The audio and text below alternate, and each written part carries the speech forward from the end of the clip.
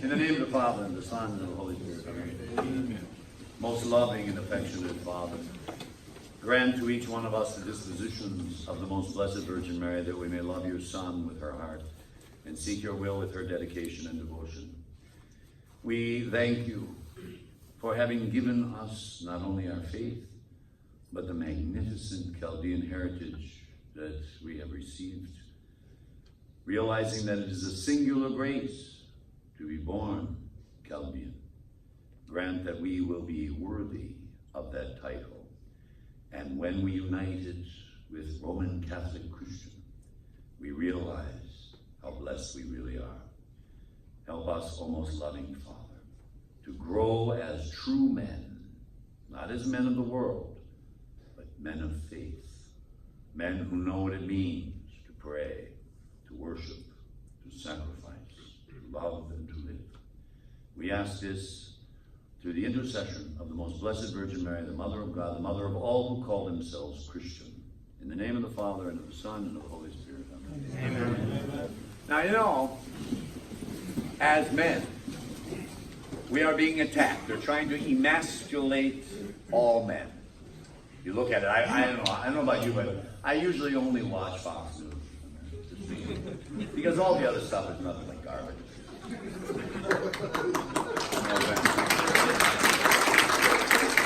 And even then, I find that there's this demasculization of men. They want to turn us into girls, and they want to take away what makes us who we are. Now, to be a man is so important in the church.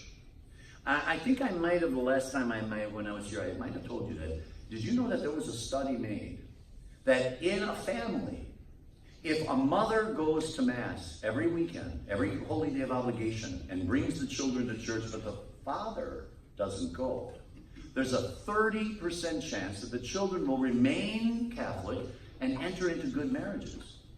If the father goes to Mass every holy day of obligation, bringing the children, and the mother doesn't, it's 70% chance that the children will remain faithful in their religion and enter into good and holy marriages. If both go to Mass every holy day of obligation, it is 98% among Catholics. So you see, you have a power that goes way beyond what we imagine. As men, we have to be men. And to be a man means that we have to get down on our knees before God. And I got to tell you something, I have seen a lot of men in my lifetime, and I've counseled many of them. And the best men are the ones that have an abiding love for God and the church. They're always good. They have good senses of humor because they're normal. You see, my dear brothers, you and I are called to be saints, which literally means that you are called to be normal. You look at Jesus. Why did they crucify the guy? Because they fed thousands of them? Because he made the blind see, the deaf hear, the dumb speak, lepers clean, the dead rise? For what reason did they yell, "Crucify him"? It most certainly wasn't for any of these things. It was because he was normal, and they hated him for it. Actually, you know what's interesting? I think, and I don't tell anybody I told you this, but I think that's why they hate our president. Because he's the most normal person I've ever met. He says what he thinks and thinks what he says, and I kind of like that. I find that refreshing. And I think that as Catholic men, that's exactly the way we have to be. We have to be honest with ourselves. We have to take the responsibility to be true. True husbands, true Christians, true fathers, true Chaldeans. You do know that your people have shed more blood than any other people on earth in the past 60, 70 years. There has been, on the part of all hell, the movement to destroy you, to eradicate you from the planet. And you know why?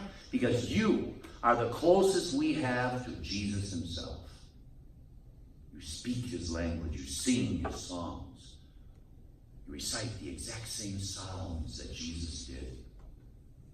You live in that spirit of Jesus. The world needs you guys. Not just your families, not just the Chaldean church. The world needs you because you are what we have left.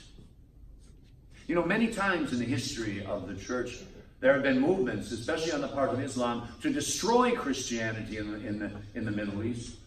That's the reason why they formed the Crusades. Because they were doing the exact same thing ISIS is doing today. They were eradicating, obliterating everything that bespeaks of the Nazarene. The same thing is happening in this day and age. But you see, the world has been blessed with the Chaldean church. All that bloodshed is going to bear fruit. No question about it. But if we are going to be faithful and honest to our heritage, we have to be faithful to what they have sacrificed.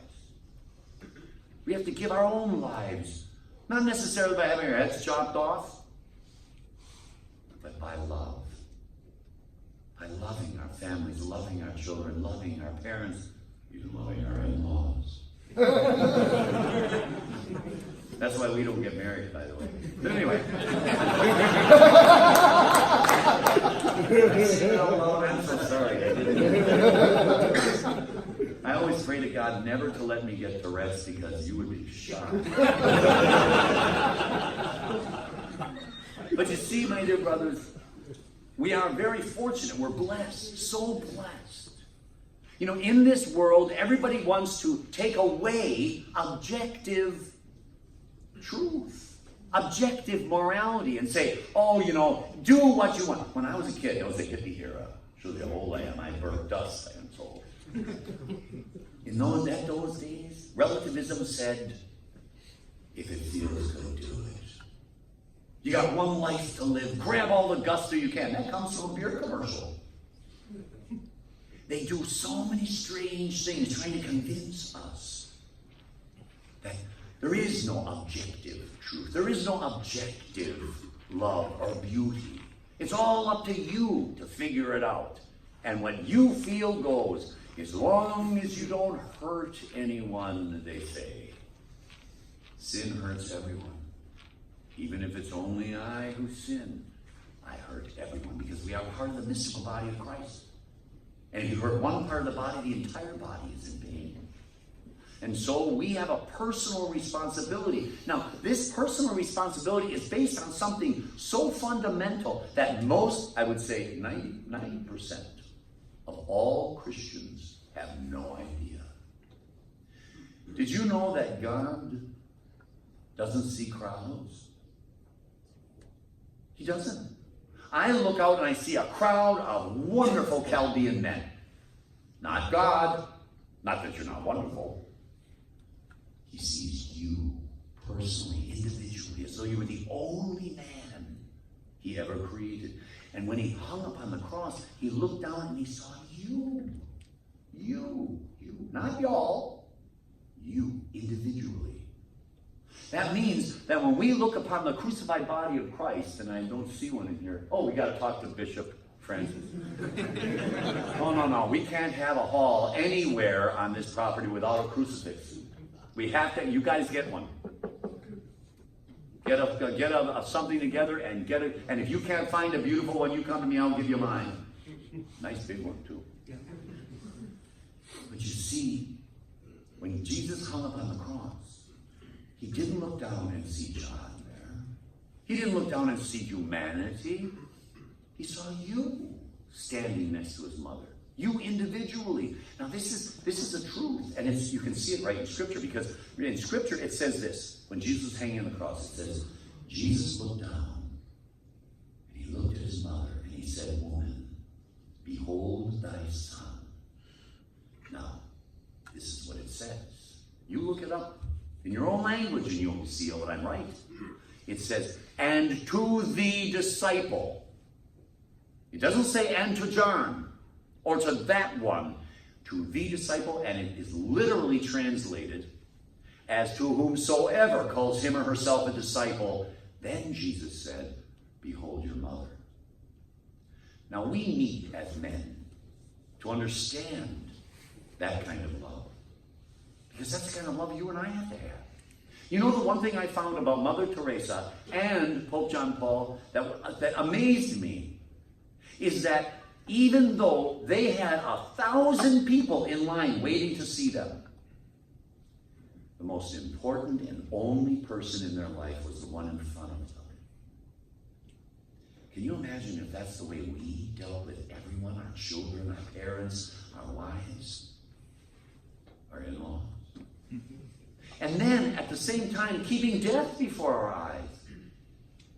We come from a culture that has experienced death and attacks and murders and all these horrible things.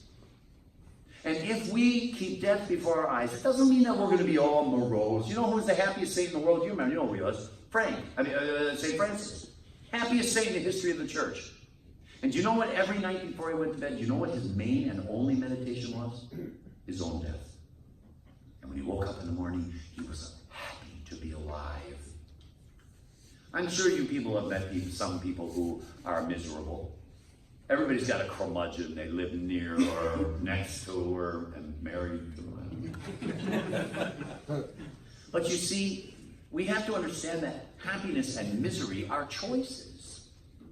There's not a person on earth that can make you miserable unless you let them, unless you allow that to happen. Just as happiness and misery are choices, so are heaven and hell. My dear brothers, we begin heaven on this earth, or we begin hell on this earth, and I'll guarantee you, you know both of them. You've met people who have begun hell on this earth, and you've met people who have begun heaven on this earth. And you know something? The ones that begin heaven on this earth are the ones you and I both look up to. I see so much good in people. It humbles me. Because if I was as good as so many of the young men, even in this room, when I was your age, I would be a saint by now. And so there's a great quality, a great capacity, a great ability to be saints. But saints are normal. But normal in a divine way. Not the normal of the world. The normal of the world, you can keep it. I don't want to be normal like they are. Because have you ever noticed, when you look at the news, what do you see on most of the news? Fear and hate. Fear and hate. That's it. That's what they use. Anytime you see fear and hate being promulgated, you know that it is the work of the devil. No question about that. Because when the devil killed Jesus, he wrecked himself. And the only two powers the devil had left, fear and hate. If he can make you afraid, you're like a deer in the headlights. You'll never accomplish a thing in your life. And if you're filled with hate, you become as dumb as a brick. Look at them. Look at the people that hate for no reason at all. You ask them, why do you hate this person or that person? They can't tell you. Because it doesn't make sense. Everything that the Catholic Church teaches, every truth of the church is in perfect harmony with common sense and reason. It makes sense. It makes sense to be Catholic. It makes sense to pray. It makes sense to live our faith. It makes sense to look at our heritage and envelop it and embrace it and love it. You have a mission, every one of you. Every single one of you have a mission. And it's the same mission that I have. To be Jesus. You have to be Jesus. You already speak his language. You sing his songs. What is left? What is left but giving of ourselves? And the more we give of ourselves, the more we get. You cannot give love away, Christian love away, fast enough without getting much, much more than you've ever given away. And we have to give love. Now that's the reason why everybody's going to get crucifixed. Because the crucified Christ is the very definition of love. You take Christ off the cross and what have you got? A glorified symbol. You know how many crooks, murderers, and thieves were crucified? How do you know it's not their cross? If he isn't on it, it's not his. But if he's on it, it defines love. His feet are fixed, he'll never stray. His arms are fixed open, he'll never push you away. His heart is open, he will forgive you over and over and over and never tire of forgiving. And he bears a crown of humility. If that's your idea of love, you will have a beautiful and wonderful life. So we need to become Jesus. You know, that's the whole thing of the new evangelization. That is what Bishop Francis is calling everyone to. And you look at our seminarians. You look at our newly ordained priests. Just to name a few: Brian, Patrick, Patricio. They're filled with fire of love, with goodness. You go to our seminary and you see saints studying for the priesthood. And they're happy. They're filled with joy. They got purpose. And Bishop Francis wants us to know that kind of joy, that kind of peace, that kind of trust in God. And some people say it's difficult to trust in God because they're expecting something maybe that God won't give. We need to ask God for whatever we need. But we have to make sure that we need it.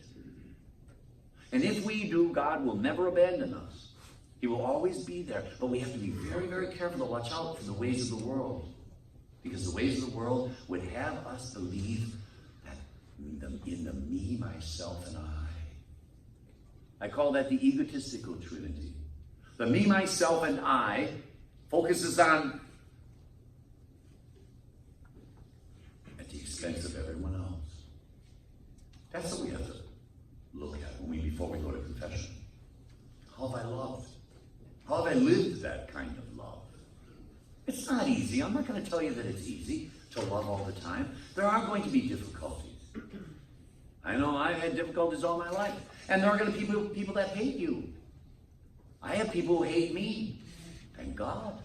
Because I don't have to put up with them. They stay away from me. I'm happy for that. Just think of it. If you've got somebody who doesn't like you, they're out of your life. Thank God for it. I don't need to be around these people, and I'm glad. Good for you. You don't like me, I'm happy. You see, it's not about that ever anyway. It's about loving. It's about loving yourself first. But you know, we got to know who we are. As men, we have to love ourselves. We have to make certain that we do not allow anyone to take away that right that we have of being true husbands, true fathers, true men, true Christians, true Chaldeans. We have to be faithful to ourselves. If I'm going to love others as I love myself, what is the self that we're talking about? We're talking about the image and likeness of God that He created in us, regardless of what we've done with it. And believe me, I screwed my image and likeness up quite a bit. When I was younger, I was in show business. You can imagine. I sinned like you would not believe, and I enjoyed every minute. Well, would you sin if you didn't enjoy it? And you'd be nuts. I mean, I enjoyed the sins that I was committing until I woke up and I realized how stupid. Oh my gosh, look at, there's Father Patrick. Oh my gosh, how are you, my dear brother? I really came just to say hi to you. Oh, you did? God bless you. We were just talking about you. God bless you. Come on up here, my beloved brother. Just give him a hug and I He's go. my buddy. This guy changed my life. Oh, God.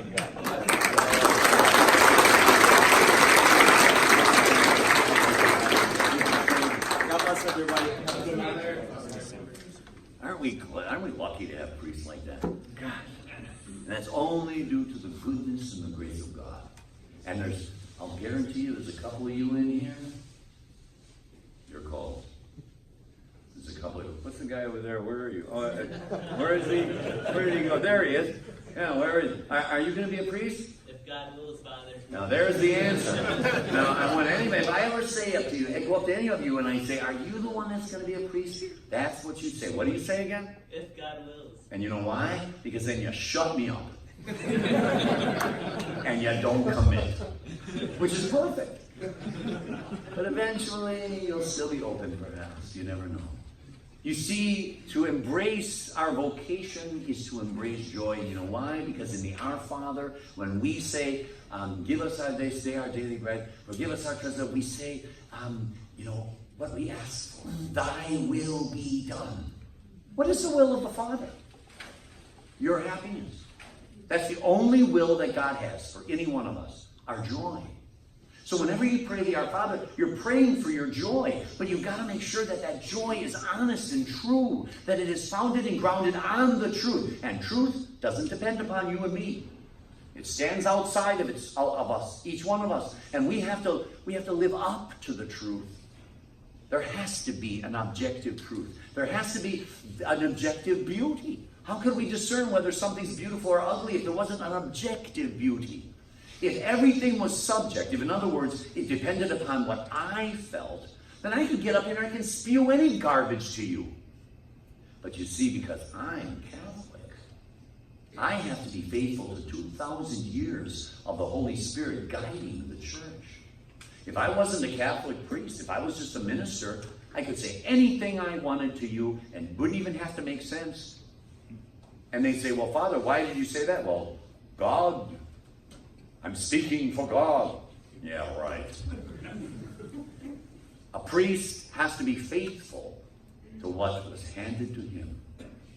And therefore, if I go against the teaching of the church, you can tell me to blow it out my ear.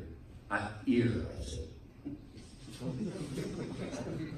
And so we need the church. We need that truth. And we need the grace of God. We need the grace of God so that we can live this stuff. And you know, I'll tell you something. I have never, ever been failed by the Blessed Virgin Mary. This card with the ugly baby on it.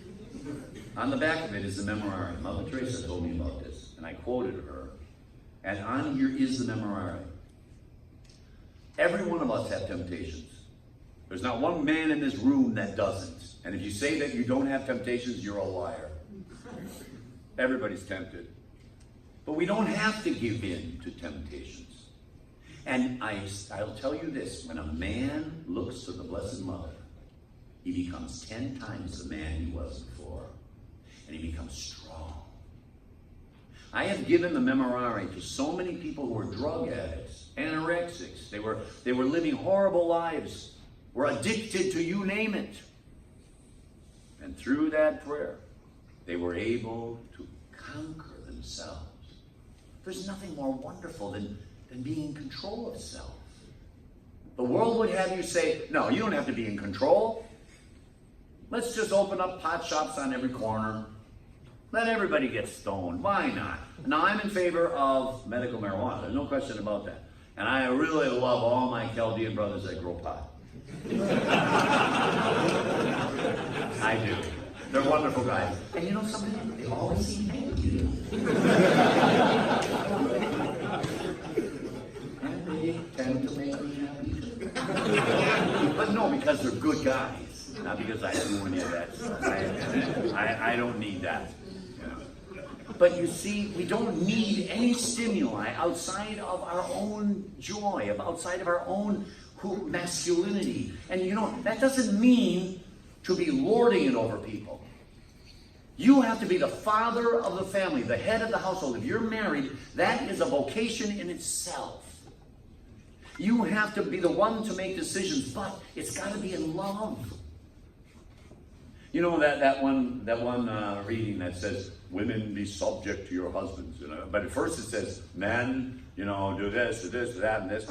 And basically what it does is it repeats the exact same thing to the men that it talked about the woman, and the same thing they talked to the woman, he's repeating it to the men. We must obey. Nobody should follow themselves alone. That's why we have marriage. That's why I'm going into the Benedictine community. I want somebody to tell me what to do, not to where to go. But I want somebody to tell me what to do. If I'm going to preach, I want to be sent. In a marriage, that's the beauty of it.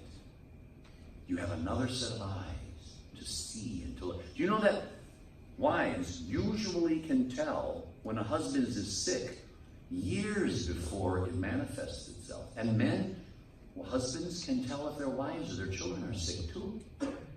Because of love. Because they begin to see the small changes. We need those extra set of eyes. Now, I'm not called to marriage. I don't have the strength. I was engaged 3 times to be married. And I thank God every day that I didn't do it. Did I say that out loud? But you see, I thank God because I'm not called to that. I don't have that grace. It's not easy to be married. It's not easy to be a father of a small family unit. I was never given that grace. Oh, I wanted it. You don't get engaged 3 times to be married, and to 3 different women at different times, by the way. You don't get engaged if you don't want to be married. But I realized that wasn't where God wanted me. I could never have been joyful because that wasn't the graces I was receiving. Each one of you are receiving specific graces. And people come to me all the time and they say, I don't know what my vocation is. What does God want of me? I say, look inside of yourself. Look in your own heart. Your vocation is already there. It's been there from the time you first started talking to your invisible friend. You know, every kid has an invisible friend. And I believe that's your angel or Jesus himself. And when he speaks when we're kids, we can hear him so much easier. And then we turn up the volume of the world, and what happens? He still whispers. And then we say, well, he's not speaking to me anymore. I must not have a vocation to this or to that. But if we turned off the sound, we find that peace and quiet. You know, I'm going to be up at Subiaco. That's where I'll be living. And it's a retreat center. It's now for teens. But they want to also allow adults to go. And the abbot was telling me, he said, there's not enough silence in our lives anymore. And he's true, it's right. When you were coming here, I'll bet you had your radio on. Oh, yeah. Yeah. You know what I do? I start with the radio and then I turn it off and I say, you know something? I'm going to use this time for prayer. I usually end up getting in 50 memoraries. I pray 10 that my beloved Mother Mary will protect my priesthood. 10 for you, who I'll be speaking to. 10 for those I have hurt in any way. 10 for the souls in purgatory. And 10 just for the heck of it. I got only 10 more beads left on the rosary. I use my rosary to count. But you see, my dear brothers, we can find our faith in the most mundane places and in the everyday situations of life. There's where people become saints. Study who you are and who you love. Study the Lord. And when we notice that when he died on the cross, he died for me and for you individually alone, that means that I own every wound on that crucified body. I do own it. So do you. And you know what? We don't share those wounds. I own every wound, every thorn, every spittle, every scourging, every ignominy, every slap. He was beaten by 400 men all through the night. The hate, pain, the suffering, the abandonment. And he did it for you, not for y'all, for you. What is the return that we have to give? If any one of you, if your father did what Jesus did just for you, you would love that man. You would worship him. Well, our Father did do that for us. He sent his only begotten Son so that you and I would know that kind of love and be able to return that kind of love to the Father.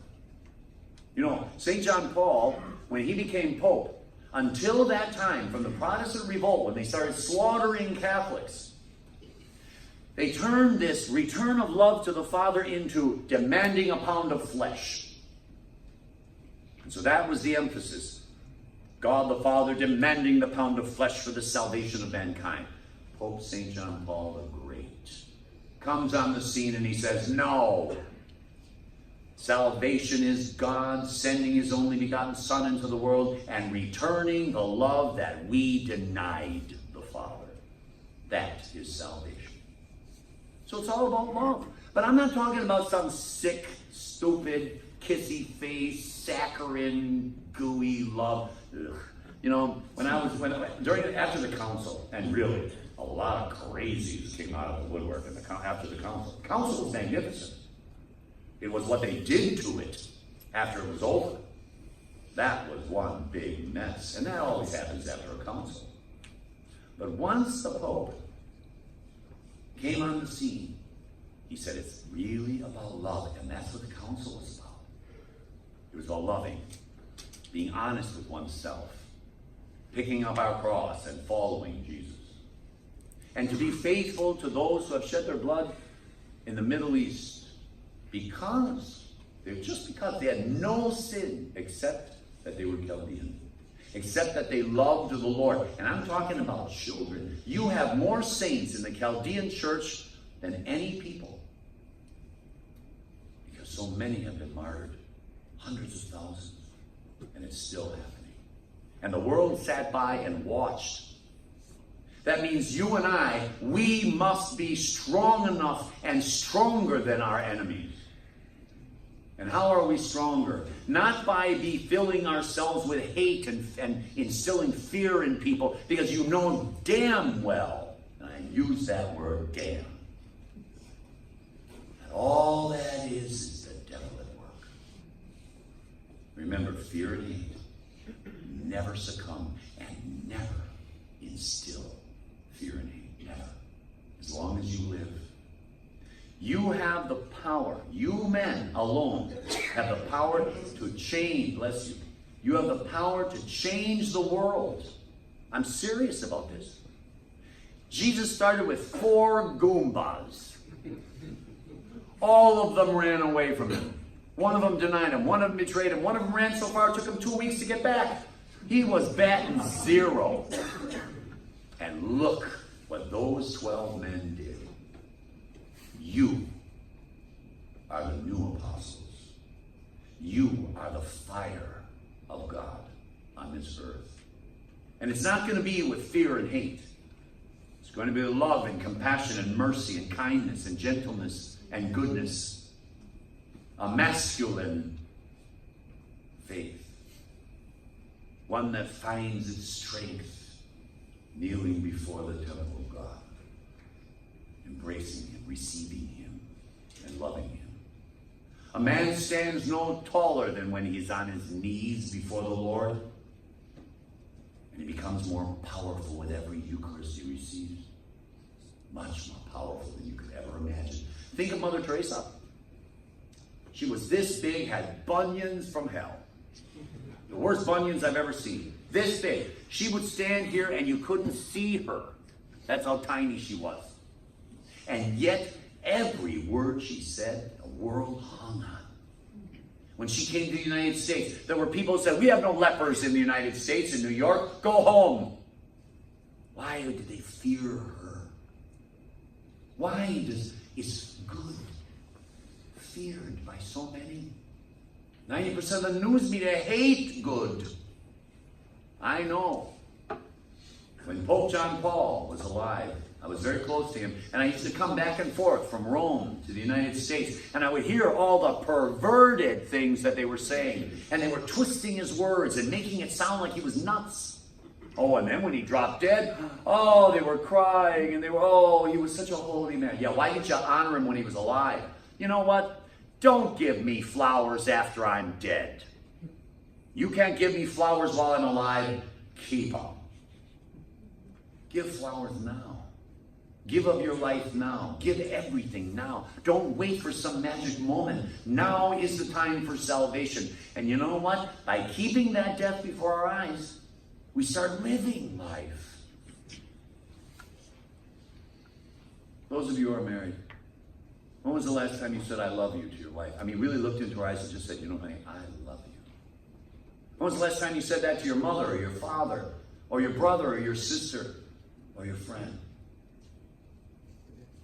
Each one of us have to begin to say that. Because when you die, and I die, what do you think God's going to ask? You remember Pete? Remember Peter? Peter says, Lord, he asked him a question.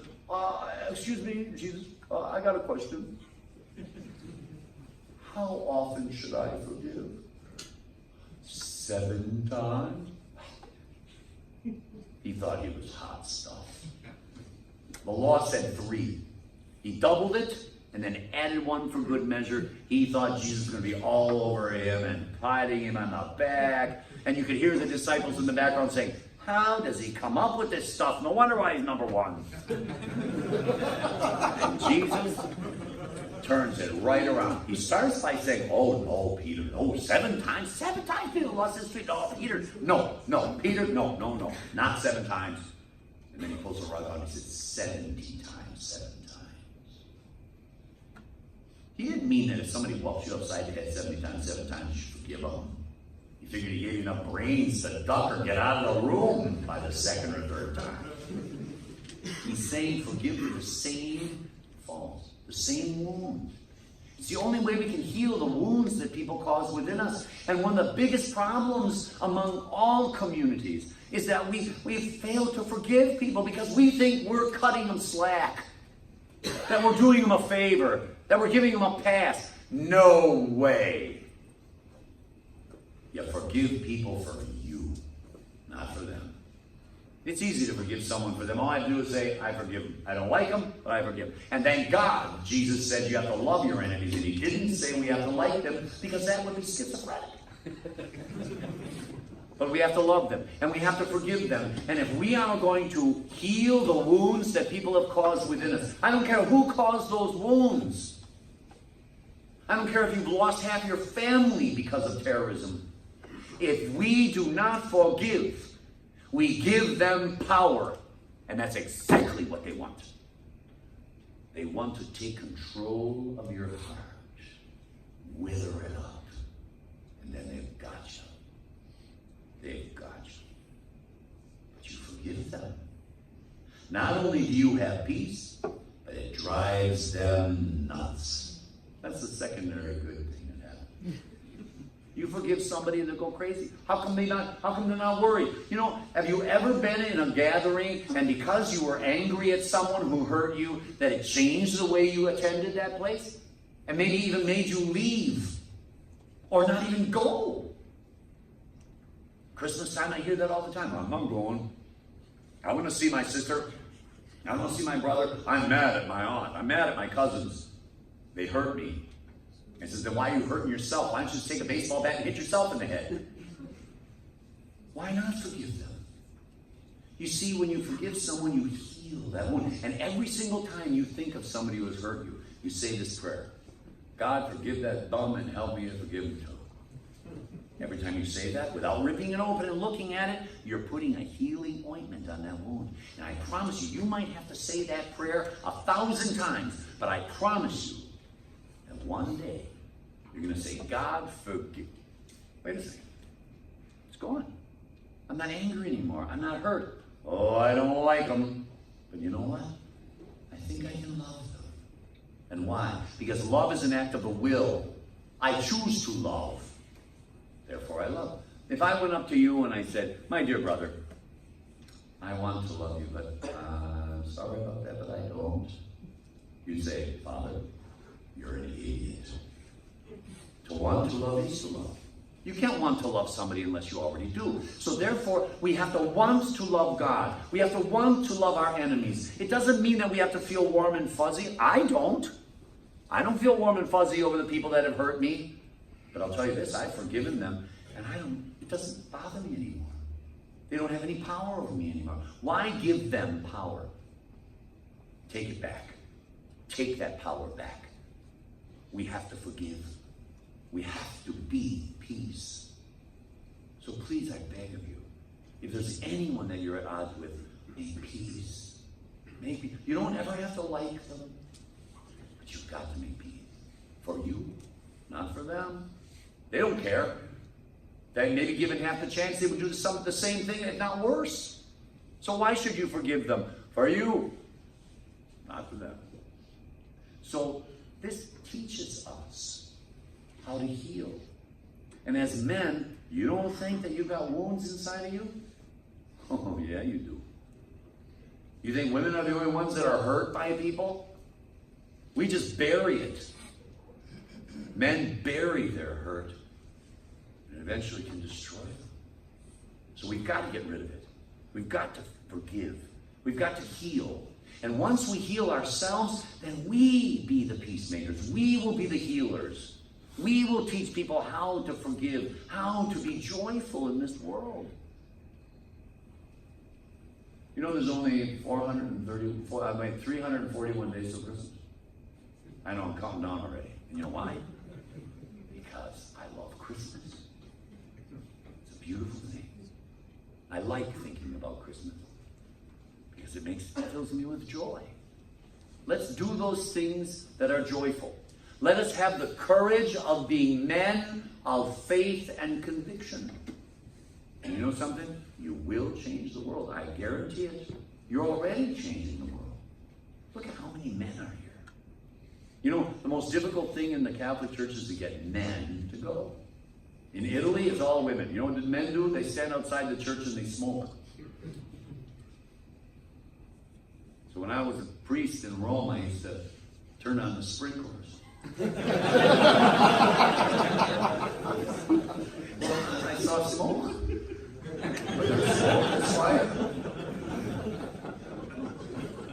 They come in, especially if it was snowing outside. But you see, if we live our faith, and if we have the courage of our convictions, we will change first this.